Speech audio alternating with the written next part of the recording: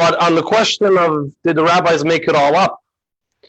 It's a good question. You may have a lot of good questions if you spend too much time around rabbis. The first question might be, what are all those books? I know I might be an anomaly here because I have a wall behind me and not books. But lots of rabbis have a habit of giving talks, especially on Zoom, in front of a wall full of books. Come into the house, there are walls full of books, hundreds of them. What are all those books? And if you ask, they'll tell you it's the Torah, it's Jewish law, it's Jewish teachings, it's one form or another of the same thing. But the rest of us may have thought that the Torah is all of 5 books of the Chumash, or maybe 24 books of the full Tanakh, of the full Hebrew Bible. And the truth is that all of that can fit into one volume. If you print a nice pocket-sized edition of the Tanakh. So what are all these hundreds and more of books? Who wrote all these books, and what legitimacy do they have? What kind of authority do the writers of these books have? Now, if you keep spending time around rabbis, you're going to have questions about Jewish practice. You see things like Netilat Yadayim, people washing their hands 3 times before a meal, people praying multiple times a day, people not using certain devices on Shabbos. What are all these rules? And again, you'll be told, well, that's the code of Jewish law. That's Jewish teaching. That's Jewish tradition. Who wrote the code of Jewish law? Why should I follow that code of Jewish law? What makes it authoritative?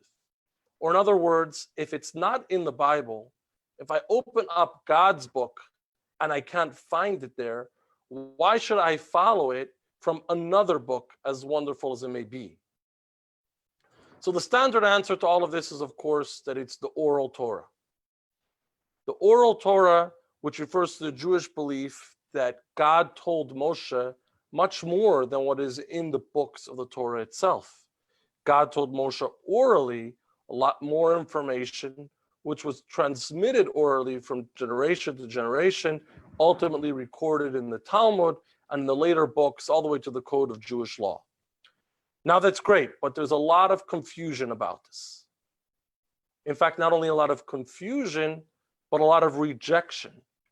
So many people, each in their own way, have their own way of saying it, aren't comfortable or don't want to subscribe to a belief that there's something more than the book itself. The author gave us the book. Why should I accept? How do I know?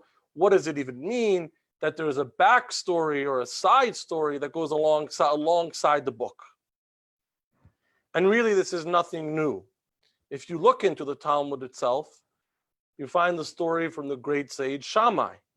And Shammai was approached by a non-Jew who wished to convert, but he had some questions. And this aspiring convert says, how many Torahs do you have? To which Shammai says, 2. We have a written Torah and we have an oral tradition.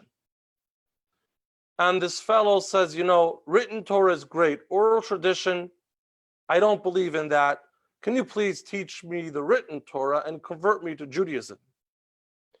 And he wasn't the first, nor was he the last to have this or some other kind of complaint.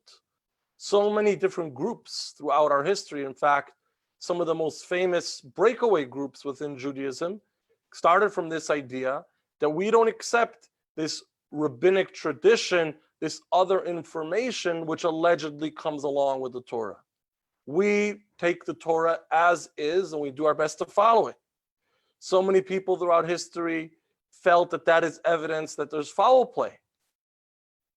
So even if us tonight, even if we're not signing up for a breakaway movement or hard-nosed negotiating a conversion with Shammai or any other rabbi, we might still be confused, and understandably so. As Jews, we carry the tradition of our parents, our grandparents, and many generations. We know that they believed in the Torah and they did their best to follow it. And we're all trying to do our best, each in our own way, to follow it. But does that really include, and did that always really include, this additional, somewhat mysterious body of knowledge called the oral Torah? What's the story? But before we continue and to get into that story, I want to answer that specific question. Did it always include that? And the way to answer that, of course, is to ask you some questions. What's the holiest day in the Jewish calendar? The answer, of course, is Yom Kippur. Yom Kippur is the holiest day in the Jewish calendar. Yom Kippur is possibly the most observed day on the Jewish calendar. What do we do on Yom Kippur? We go to shul. We do Kol Nidre. We do Ne'ilah, other prayers. And of course, we fast. Where does it say all of this? Where is all this written? How do we get all these ideas? People will assume it's Yom Kippur, it's a major Jewish holiday, perhaps the most important. It's in the Torah, it's in the Bible. Well, I have news for you. The Bible talks of Yom Kippur, but there are no prayers, no Ne'ilah, no Kol Nidre, it's not in there. And there isn't even any fasting. The Bible does not say these words, tatsum, to fast on this day. What the Torah does say, you can see here. And that is, this shall be an eternal statute for you in the 7th month and the 10th of the month. Of course, the 7th month is what we call the first. You shall afflict yourselves. You shall afflict yourselves. You shall make yourselves unhappy and uncomfortable. Now, many of you will assume, and perhaps rightfully so, that this affliction that we do on the 10th of the month is a reference to fasting. Trouble is, there is no evidence. The Torah uses the word te'anu, it's bolded here, in the root word ayin nun hey, the root word aneh for te'anu, which means affliction. The Torah uses this word many times. Let's look at an example here. God says to Abraham, you shall surely know that your seed will be strangers in a land that is not theirs. Of course, that refers to the Jewish exile in Egypt. And they will enslave them and oppress them for 400 years. So we translate the word inu as oppress. Fair enough. Another time the Torah uses almost the same word. And Shem, the son of Hamor, the Hivite, the prince of the land, saw her, this is Dinah, Jacob's daughter, and he took her, lay with her, and violated her. The Egyptians did not make us fast. Shem definitely did not make Dinah fast when he oppressed her. The word te'anu or v'inisem, all these same iterations of the same word that we're translating as oppression or affliction, is a very broad term which applies to many different forms and many more that we didn't get to of making someone unhappy and uncomfortable. How do we know that means to fast? Maybe that means to hear an extra long sermon from the rabbi or anything else that we might dislike. Where do we know, and how does every Jew know that it means fasting? Every Jew of all backgrounds, of all levels of commitment, whether they even fast on Yom Kippur or they don't, we all know that this is the way we observe Yom Kippur. Well, how do we know? Because it's defined as such in the oral Torah. So the purpose of this exercise is really to tell us that by definition, as Jews, wherever we find ourselves, however we label ourselves, however observant or committed we feel ourselves to be, we are carrying a tradition of the oral Torah. We are, in one sense or another, committed to the oral Torah. If you've ever attended a bar mitzvah, you've observed a teaching of the oral Torah. If you ever lit the menorah on Hanukkah, you've observed the teaching of the oral Torah. If you ask 4 questions at the Passover Seder, that is a teaching of the oral Torah, and on and on and on.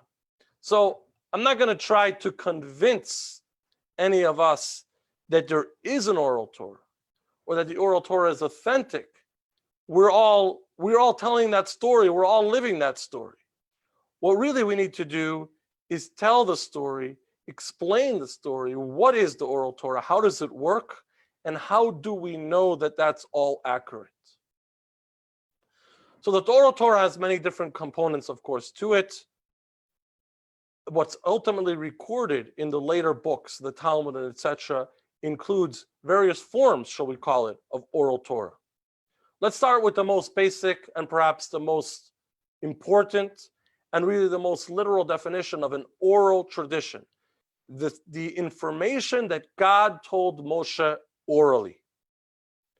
oral transmission from Moshe, from God to Moshe, and then Moshe on. So countless sections of the Torah, if you pay attention during the Torah reading or read it on your own, countless sections begin, Vayedaber Hashem el Moshe Lemer. God spoke to Moshe, God said, and he spoke to Moshe, and he said this, and he said that, and Moshe transmitted it to the Jewish people. In fact, they say that a young Jewish boy finally went to Hebrew school, and when he comes home on after the first day, his mom says, "What did you learn in Hebrew school?" He says, "I learned God's name." God's name? I don't know God's name. What's God's name? God's name is Andy. Andy. Where do you get that idea from? Are you sure you went to the right Hebrew school? I said, sure. We opened up the Torah and the teacher said, and he said, and he repeated, and he said, and he commanded. Andy was doing all the talking. So many, many passages of the Torah begin with Andy, and of course not Andy, but God saying, and he said, and he told Moshe X, Y, Z. Moshe goes on to tell that to the Jewish people. And it may seem that that's the whole picture. God told Moshe something, Moshe passed it on, and on to the next section, on to the next mitzvah, on to the next directive. But the truth of the matter is, God told Moshe so much more than that.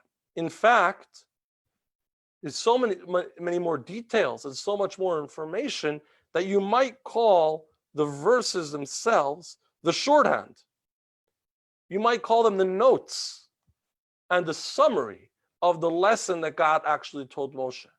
Because God told Moshe not only the verse, not only the words you have there in the Torah, but how to read it, how to translate it, how to apply it, and numerous laws that apply in any given verse. Let's look at an example that the Rambam gives, Maimonides gives, in his introduction to the Talmud, where he's trying to do the same thing and really explain what this Talmud is all about. Rambam takes a mitzvah, and you have it one here, quite a well-known mitzvah. For a 7-day period, you shall live in booths, or basukot. Every resident among the Israelites shall live in booths. This is one of 3 verses for a grand total in that section that talk about the holiday of Sukkot. And this is one verse, well, followed by one more giving a reasoning or purpose that tells us to the mitzvah of the booths, of the Sukkos. That's the whole story. Now, what is a booth? What qualifies a booth? A phone booth? A shed? What makes a booth for the Torah's rule? When do we use these booths? Daytime, nighttime, all the time. How do we build a booth? What materials? Is plastic okay? Fiberglass? Does the booth need a cover? Does it need a roof?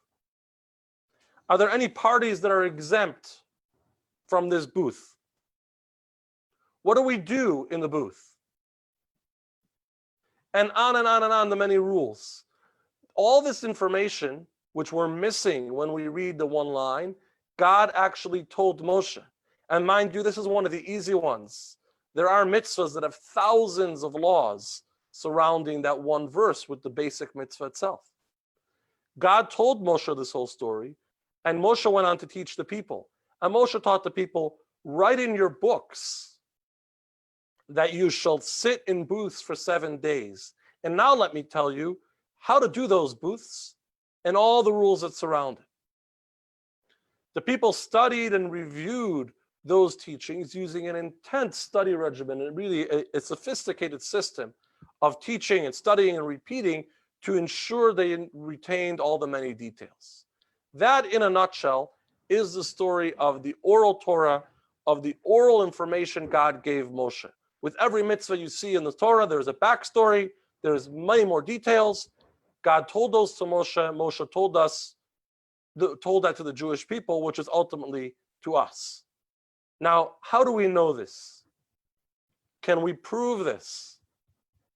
Who is to say that the words in the book are not the whole story, just like any other book? How do we know? So there's a lot to say about this, but the first thing to say is that it's impossible. It's not possible that the story begins and ends with the 5 books or the 24 books, the scroll we have in front of us. There has to be more. Why is that? Well, let's go back to the story we started with. So this aspiring convert comes to Shammai. He says, convert me, but I don't believe in the oral Torah. I only believe in the written word that's documented that I can trust. Shammai was a great sage, and he was a no-nonsense kind of guy. That you don't show up in my yeshiva and make deals with me. You don't show up in my yeshiva and ask for an abridged version of the Torah. If you're not in it for real, here is the door. Have a wonderful day. And the guy left. Well, the fellow was persistent, and he went to see Hillel, Shammai's colleague and one of the greatest sages of the time, perhaps of all time. Hillel was a people's person and knew how to get through to what's really behind the story. Hillel says, written Torah only, we have a deal. Let's get to work. The first thing we need to do is learn to read Hebrew. The Torah is written in Hebrew. We're going to study it in the original. We need to learn to read Hebrew. Great. Let's get started. So Hillel took, I don't know if he used a chart that looked like this, but possibly. He says, Aleph, Beis, Vase. On and on, going through the Hebrew letters. Have a good evening. Come back tomorrow morning. He comes back the next day, and Hillel points to the same letter that we all know as the Aleph, and he says, Taf, which is the last letter. Bet, not bet, Shin, second to last. And he reverses all the letters. The guy goes a little meshuggah. He says, yesterday you told me something else. He says, who told you something else? I told you something else? So you're trusting me to tell you how to accurately read the letters. And you're confused because I'm giving you different versions for the same letters. So in other words, to read the letters, you need my help. You need my oral tradition. What Hillel is essentially saying is that books don't read themselves. Books are read by people who know how to read the book because they were taught by a teacher outside of the book. There you have the seed concept, the very core idea of an oral tradition. It exists in every book. Of course, in the Torah, we understand that that's broader. But as Hillel tells this convert, if you're trusting me to teach you the letters, to teach you how to read the written Torah, which you have no choice but to do, you can also trust the rest of the tradition, the information that comes along with the written Torah. Now, in the case of the Torah, we need a much broader oral tradition than just how to read the letters. It might be for other books, your favorite novel, it might be good enough to go to first grade and learn to read and then read the book on your own and move on to the next one. But for the Torah, we need a much broader oral tradition than the letters themselves. And that's because the Torah, in the inside of the Torah, some of you may be familiar, it looks like this. So that's the pointer, which was the only picture that I came up with, but that's not part of the Torah. The letters of the Torah, the words and lines of the Torah look like this. There are no vowels, and there is no punctuation. There's barely any paragraph structure. There is some, as you see here. Now remember, in Hebrew, the vowels are these little dots on the bottom. The vowels are separate from the letters. So when you have just letters here, you have no vowels at all. They're not part of the alphabet like in English or other languages. When you have this passage here, you have no punctuation at all. How do you get through this? How are you meant to read it? And of course, the context tells us a lot. And we can read much of the Torah just by the context and trying to make sense of what's going on. Much like people read Hebrew today in modern Israel without the vowels. But sometimes that's going to give you trouble. There are going to be ambiguous statements in the Torah where when you don't have an oral tradition to tell you the vowels and to identify how to read this, you will not be able to read the passage. you will have confusion. This is a great example.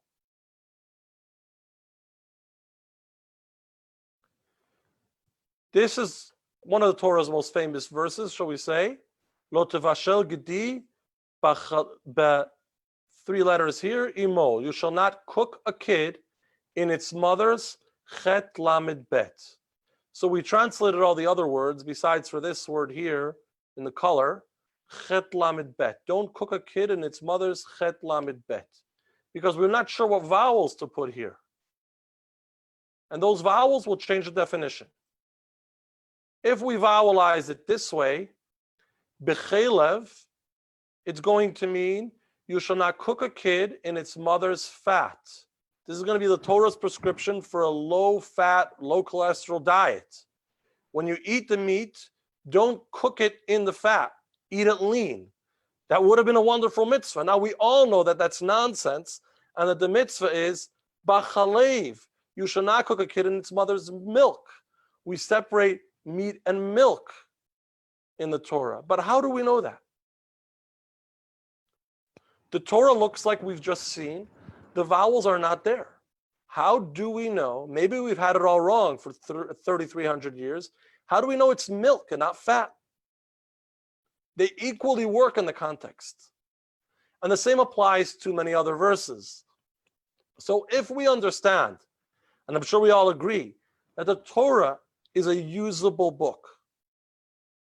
The Torah was given us by God as instruction. We're meant to read it, understand it, and do our best to internalize its message. Well, we can't do that if we can't read it because no teacher came along to tell us the vowels. And never mind the punctuation. Everybody knows the famous line with "let's eat grandma." When you're missing the comma between the eat and grandma, you end up eating grandma for lunch. Let's eat grandma, that's the wrong way to read it. Let's eat grandma. We need the comma. That's obvious. Well, the Torah has no commas. What are we going to do? How are we going to read the verses? All of this is in the oral tradition. All of this is part of the package that came along with the Torah, without which the Torah would really be a failure. Now, I'm going to try to quote some verses that may sound familiar to all of us, or many of us. We can say that even together. Ukshartam leot al yadecha, v'hayu letotafot beinecha. Or you could sing that like some do the Shema. Ukshartam leot al yadecha. What do those words mean? You tie it for a sign on your arms, and put totafot between your eyes. And then it continues, Uchtaftam al mezuzot betecha. Write it on the doorposts of your home. So we recognize that as tefillin, as mezuzahs. That's great. But that's not in the verse. The verse says to tie something as a sign on my hands. I don't know what that something is. Maybe I should write the words on my hand. Maybe I should tie scrolls to my hand. Maybe I should keep them there permanently. Maybe I should tattoo them there. There's really no information. And never mind, totafot is not a Hebrew word. What are totafot? Which we somehow know refer to the head tefillin. And when I'm uchtaftam al mezuzot betecha, when I'm writing on the doorpost of my home, how do I know that I'm supposed to buy a scroll and put it in a beautiful case and attach the case to the doorpost on the right side, 1/3 of the way from the top? Maybe I should paint the whole doorpost as a mosaic of words of the Torah. Whoever gave us this idea that this is the way it's done? And on and on and on for all of the many, many mitzvahs. So when we understand that the Torah was given for us to study and live by, we understand that there is an oral tradition that comes along with this to give us the rest of the story. We understand that in some sense, let's not overdo the analogy, but in some sense, the written word is the shorthand version of the full picture. Now, there are always going to be those people who will persist and say that that's a great argument. It's a logical argument compelling us to understand that there's some more context, something more here, which is the oral Torah. But how could it be that that's all oral? Why doesn't the book give us any reference to the rest of the story? I remember when I was still doing editing and translating and all those wonderful things, I had a fellow who must have been new to publishing give me a stack of pages like this to translate from Hebrew, from a scholarly Hebrew. And I started working on it. And it made no sense. The segments didn't combine with each other. There was missing information. And I keep asking him, and he just translate it. It's okay. And I'm translating it. And finally, at some point, it was revealed to me that these are the footnotes. It was a research paper that had been written in English. It was actually, if I remember correctly, about chess in Jewish teachings and tradition. And the original author had written these scholarly, lengthy notes in Hebrew. And somehow the readership wanted the notes too, and they asked me to translate it, but it didn't occur to the editor to actually give me the body of the article to go along with the notes. So I was left confused and trying to make sense of this. The Torah is somewhat like that. We have this information that is somewhat fragmented and needs an oral tradition to come with it to tell us what's going on, but kind of ignoring the oral tradition at the same time. This is one of the things that make people skeptical about it all. Well, the good news is that there is reference to the oral teaching within the Torah itself. I'm going to use a classic example, and then we'll go back to the basics. Classic example is this verse. This is the one that you're supposed to use to make this point. This is the law of shechita, of slaughtering kosher meat. You may slaughter of your cattle and of your sheep, which the Lord has given you, in the manner that I have commanded you, and you go on to eat the meat. What's the manner that I have commanded you? Of course, that refers to the details to how the slaughtering is done. We know that that's the most humane way possible. We know some of those rules. But in the manner that I have commanded you, where did God command us this? Now, I happen to be a Balkore, a reader of the Torah, and I know most of the Torah by heart. It doesn't exist. It's not in the Torah. God never speaks about shechita, about slaughtering the animals anywhere else. The manner that I have commanded you, that I have provided the other details, how to slaughter, is not in the book. Here's God telling you, remember when we had the oral talk? Remember when we talked without the book? I told you the details of shechita, of slaughtering. Make sure you follow those. And essentially, this is the story of Moses going up to Mount Sinai for 40 days, and then again and again, the God teaching him the Torah. It doesn't take 40 days to study the 5 books. It doesn't take 40 days to read that. God was telling him the oral tradition. All right. So that really gives us, in a nutshell, shall we say, the story of the oral law, the story of the communication God gave Moses besides for the written word. But it would be dishonest for me to claim that the Talmud consists only and exclusively of the actual transmitted information that God gave Moshe. In other words, God gave this information to Moshe orally. It was meant to stay oral. The Jewish people taught it generation to generation, teacher to student, parent to child, for 1,500 years, and kept that information oral. But in the 2nd century of the Common Era, in the Roman time, the rabbis realized that Jewish suffering is on the rise and Jewish scholarship is consequently on the decline. And if we don't write this information down, we are going to lose it. We did a good job retaining it till now. We won't be able to do that forever. And that's written down in the Mishnah, in the Talmud. But when you open the Talmud, there's a lot more than just what is recorded from God's actual conversations to Moshe. Well, if this information is not written in the book, and it's not part of God's oral conversation with Moshe. What is this information? Where does it come from? And what makes it part of the Torah? Why should I study it and why should I follow it? And of course, the Jew always answers a question with another question, because why not?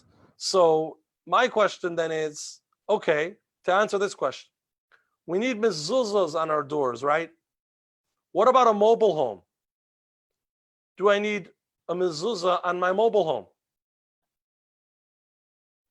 Fair question. I don't think the 5 books of Moshe or the oral tradition provides an answer. What if a couple does IVF and has a child from a surrogate mother carries the fetus? Who's the mother of the child according to Jewish law? You will not find that in the 5 books or in the oral teaching. The Torah tells us how to kosherize various utensils, various materials which are used for non-kosher, what process to use to make them kosher. It varies by material. What about plastic? I didn't see the Torah tell us, not in the written, not in the oral, how to make plastic kosher. And we can go on and on and on with such questions, contemporary questions, or just scenarios that always existed but weren't addressed in the Torah. How do we address unknowns? How do we address new situations, changing realities, new technologies, whatever it might be? How do we apply the law to those scenarios? So the Torah gives us a formula, quite briefly, and reads as follows.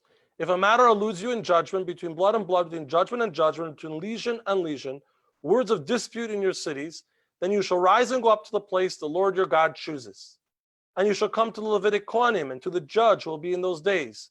And you shall inquire, and they will tell you the words of judgment. So, if you don't know, if there's confusion, whether you don't know the law, or it's unclear how to apply the law, seek the counsel of the sages, and they will tell you. How do the sages figure that out? How do the rabbis and the scholars, and in this case, the authors of the Talmud, know the answers to these other scenarios that were not addressed? Well, they analyze the original text and analyze the original scenarios and situations that the oral law does address and compare that to the new situation. Try to extrapolate a new conclusion. Try to analyze the text very carefully and derive an implication that we may not have noticed until now, and somehow come up with information that can guide us for the new circumstance. Now, it's important to do this carefully and to be very particular about how we're going to analyze the text, how we're going to analyze the data, and before we reach a new conclusion. And that's because a couple once got into a heated debate over who's making the coffee in the morning.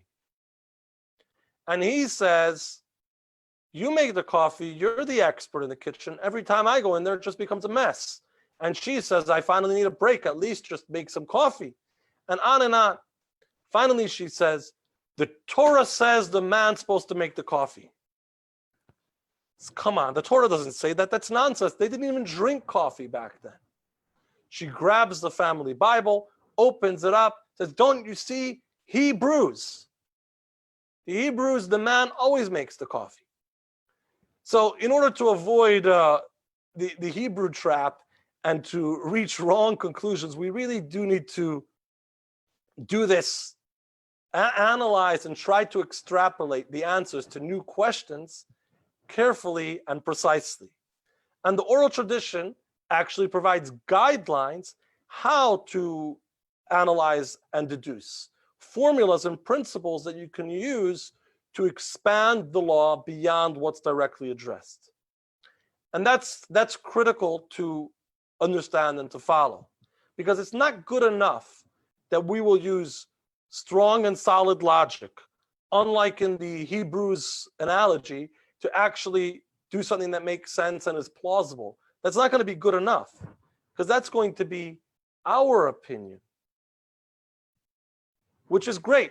But our job when we analyze the Torah and try to apply the law to a new scenario is to discover God's opinion. to discover the Torah's opinion. As a rabbi once said, actually regarding this example of the IVF, he says, whenever I talk about this, I put it before the crowd. Who is the mother? And it's about 50-50, different opinions. Who's more of the mother in each scenario? And that's wonderful. Each person has their own reason for thinking the way they do. It's either an educated or uneducated opinion on the matter, and that's fine.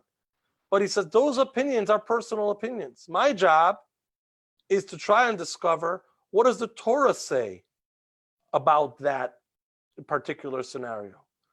To derive something from the Torah to address this case.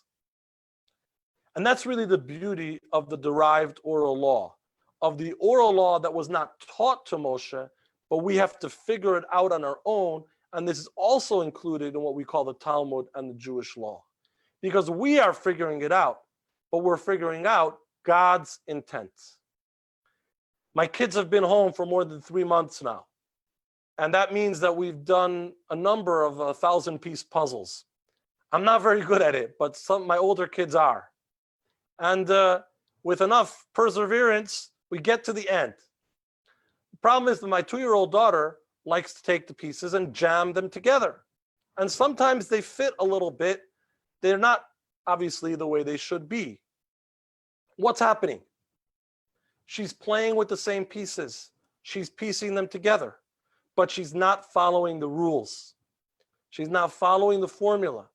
So the result, the picture that emerges and when she shoves those pieces into each other is not the original intent. You don't get to the beautiful painting that was meant to be. When the older kids work hard and piece by piece find them and match them and trial and error and put them together, the picture begins to emerge. So they worked hard. It's their product. There's a lot of well-earned satisfaction. There's a lot of investment. But they've uncovered the intent of the original author, the original artist who put this all together. And that's what we're trying to do when we figure out laws that are not addressed in the written or oral Torah. Our job is to follow the formula so that when we reach the result, that's God's opinion, not mine. Of course, it's my understanding of what's the Torah's opinion. And I'll never forget, I just came on the job not so long ago, but when I had just moved here to Riverwoods, and I knocked on a door with a box of matzah. And this wonderful Jewish woman opens the door and is very grateful for the matzah. And I told her about a course we were going to start after Pesach. And we were going to talk about the Jewish perspective on some kind of current events. She says, the Jewish perspective, you mean your Jewish perspective. I have my own Jewish perspective. And that's fine. But our job, when we try to find the Jewish perspective and the Jewish answer to new questions, is to stick to the formula, to stick to the rules, so that the picture that emerges is the picture of what was God's opinion all along. What did the author mean when they created the puzzle? Can we reach that? So I believe we've so far successfully rebutted the claim that the rabbis made it all up. The oral information, the oral accompaniment to the Torah was given by God himself. It came along with the original written word.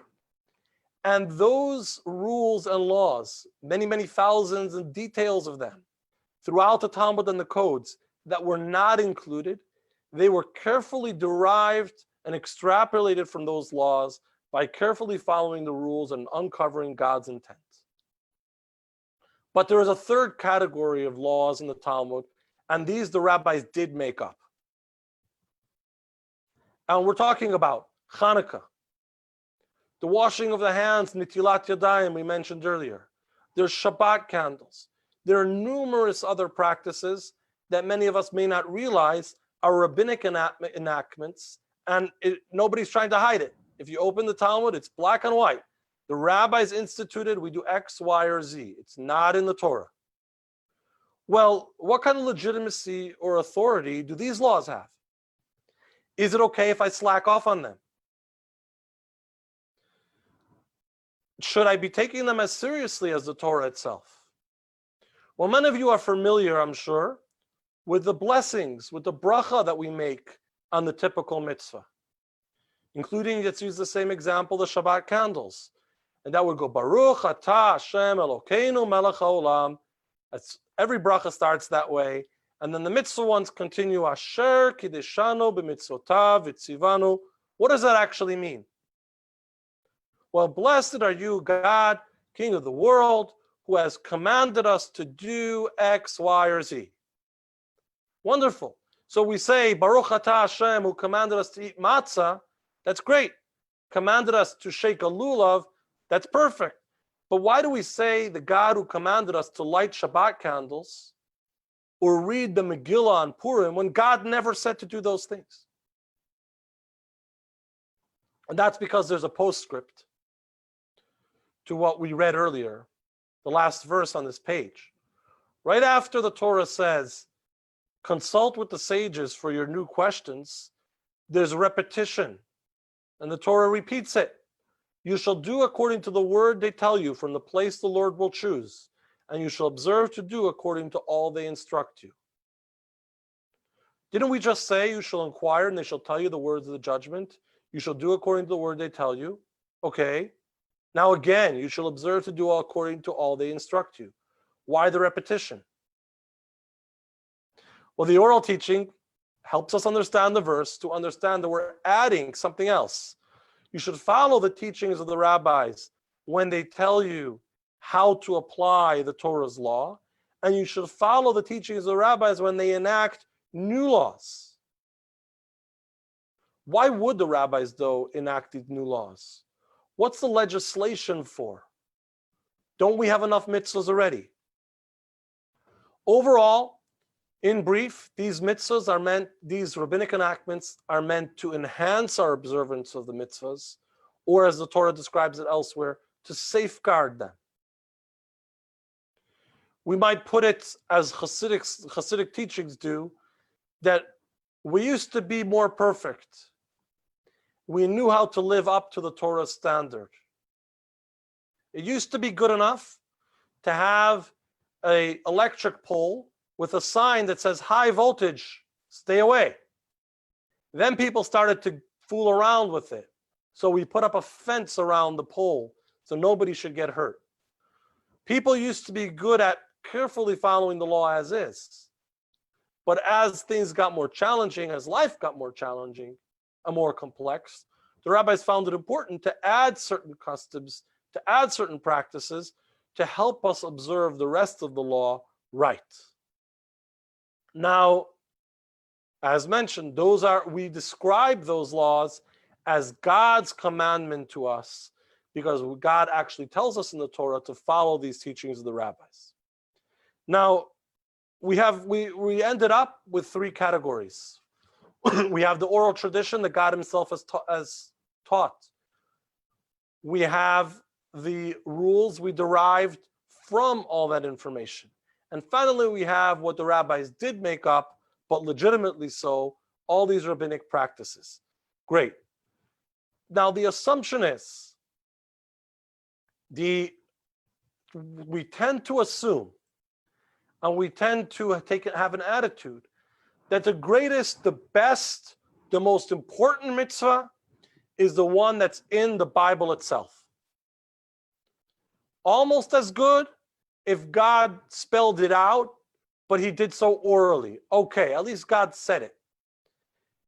Not so good if we had to figure that out on our own, and pretty disappointing if it's a man-made mitzvah. That's a fair enough assumption, but I want to suggest that the opposite is true. What's the purpose of the Torah? What is the Torah for? Why was the Torah given to us? The rabbis often compare it to a user manual. God created us, he created our world, and he created a manual for us to live by. Now that is an analogy the rabbis made up, and that means it's imperfect. So it's true that the Torah is a user's manual, a guide to life. But a user's manual is functional. A user's manual is to protect the manufacturer, to ensure proper usage of the device, and all those wonderful things. But the Torah is much more than a user's manual. The Torah is God's gift to the Jewish people. Open any book of the Torah, you'll see the Torah saying, speak to the Jewish people, tell the Jewish people, it's all about us. The Torah is God's tool, God's gift He has given us to bond with Him. It's the way that it becomes possible for us to relate to an otherwise unrelatable God. That's why the giving of the Torah at Matan Torah is called a wedding. It's a marriage. We have an empowerment with the Torah to bond with God in a special relationship, which is somewhat like a marriage. Now, in a marriage, you'll have spouses who will do things for each other or on behalf of each other, and that's wonderful. But sometimes, and present company excluded, but sometimes you'll have to have one spouse very clearly, very specifically spell out what it is that they need or want. And the other one will do their best to do that. No complaints. Everyone's trying their best. But that's not as special, that's not as loving, that's not as personal as when the spouse remembers from last time what the preference is, what the interest is. And there's certainly a special sparkle and a special touch when he or she can figure out on her own, based on all the available data, based on the knowledge of each other, what I would prefer, what would work for me in this circumstance. And then there's that truly unique relationship where one spouse can come up with the surprise, the benefit, the whatever it is that the other partner would really appreciate when the other partner never said so and may not even know it on their own. When we follow the written law of the Torah, we're doing what God asked us to do. That's nice. But the bond is incomplete. That bond is top down. When we apply ourselves to remember and transmit the oral law, we're greater partners. When we figure out what God did not say, but He intended, here's where we really have a sense for the partner in our relationship. And finally, when God never said or intended this law, but we figured out that this is something that would be cherished by God, we are truly making a contribution like a true loving partner who really understands the other.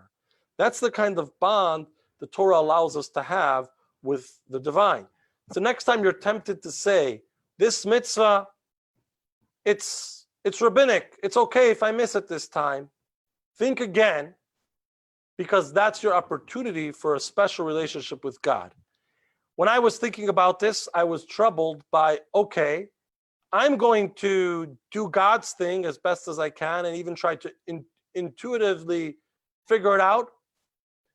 Is God going to do that for me? Will God do our will? Well, the Pirkei Avos, same Talmud, makes a very interesting statement. He would also say, make that His will should be your will. Commit yourself so deeply, if we could read this a little liberally, to the will of God that you can figure out His will. You can sense His will. His will is your will. So that He shall make your will be as His will. He should deliver for us in the same way those things that we know we need and those things that we need and want and appreciate, but we didn't yet manage to verbalize that or to figure that out. We live in a time when a lot of things that used to be taken for granted are now up in the air, each in their own way. I'm just hoping that school starts in September. But everybody's concerned with whatever they're concerned. God will do His side of the relationship and deliver our needs and our desires like that true loving partner. I hope we still have a chance for a couple questions or rebuttals if I made something up.